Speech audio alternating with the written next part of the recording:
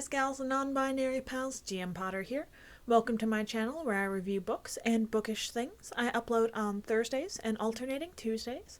But this month, the month of October, we are doing the 13 spooky books of October, so I've got some more uploads sprinkled in throughout the month. The book we are doing today has been nominated and won a Hugo, a Bram Stoker. It was voted the best book by Publishers Weekly, Book Magazine, the School Library Journal, and Child Magazine, and is listed as one of the 100 titles for reading and sharing by the New York Public Library. That is Coraline by Neil Gaiman.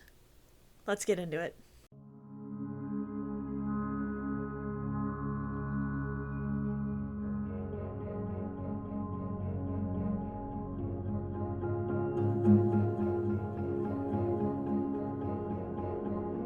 So this book, I've read several times, both the novel version, which I read in about an hour and a half. It's technically a novella. It's a children's work. I've read it in graphic novel form. I've seen the movie many times. I just love this story. It's got a 4.11 on Goodreads. I give it a solid 5 stars. It's very short, very quick, but terrifying, especially to the younger audience for which it's intended. It is chilling, equal parts chilling and charming, I like to say. So, in the story I've heard from secondhand from interviews, is that Neil Gaiman wrote the book and then tried to give it to his agent. And his agent is like, "This is too scary. No one's gonna publish this." And he's like, "Well, you've got a kid. Why don't you read it to your kid and then tell me if it's too scary?" And the agent was like, "Yeah, sure. I'm sure my kid will get through this book." And so they started reading it at bedtime, and the kid got through all the way to the end and told their parent that they weren't afraid. And so it got published. And later, a while later, Neil Gaiman gets to meet the kid and is like, "Hey, thank you so much. You got my book published. I'm so glad you weren't scared." And the kid apparently looked him dead in the eye and said, "I was terrified. I just had to know how it ended." And that's how I feel about this book. I've read it many times. I know the ending. I know the story by heart. I just have to know how it ends. Like, this story feels alive while you're reading it. It feels like it's a living, breathing thing while you're reading it, and I half expect the ending to change between one reading and the next. I know that's impossible and silly, but I just do. The story, if you're unfamiliar, is Coraline, our main character, has parents that practice benign neglect, let's say. And she longs for more quality time, more affection, more attention, more demonstrable love. One day, a few weeks after moving into their new flat, it used to be a big manor house and it's been subdivided up into apartments.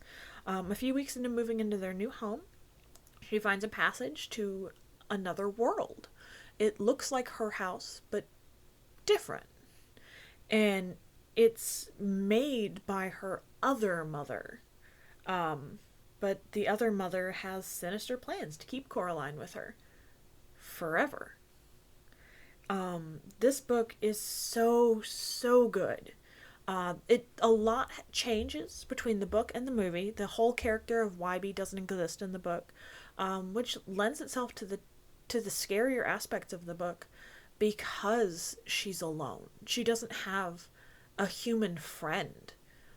There's a talking cat, but he only talks sometimes because he's a cat. I can relate. And she's going through all of this alone. And it's just so good. And I love the character's name, which is Coraline, not Caroline. She's very specific. It's Coraline, which Neil Gaiman has said in interviews that he was trying to type out Caroline originally, and he kept mistyping it Coraline, and he realized that that's a real person and he needs to tell their story. And as a writer, I love it when he talks about writing. I love it when any author talks about writing, because for me it's such a personal thing, and it's like it feels to me, when I'm writing, it feels like expressing my madness. Like, I have these other people in my head and I need to get them out because otherwise I'm just irritable because I have someone else's thoughts parading around in my head. It's full of thoughts and they're not mine. And I don't like that. Um, which I realize saying this out loud makes me sound, insane. But I think for authors there has to be a certain level of madness to create other worlds and other characters and to do it well. So the better someone is as an author, I think the more mad they have to be. That's just my opinion. Feel free to disagree in the comments. But yeah, this book is so good. It has feelings of isolation and desperation, and it's a lot. Like, I read this book as an adult because that's just how old I am. It came out in 2002, so I was already into middle school by then, almost in high school, and I wish I had gotten the chance to read this book as a child, like to feel that terror. Let's see. Yeah, it says ages 8 and up on the back. Ages 8 and up. So, this book is utterly terrifying, and if I had read it at 8, that's what, second, third grade?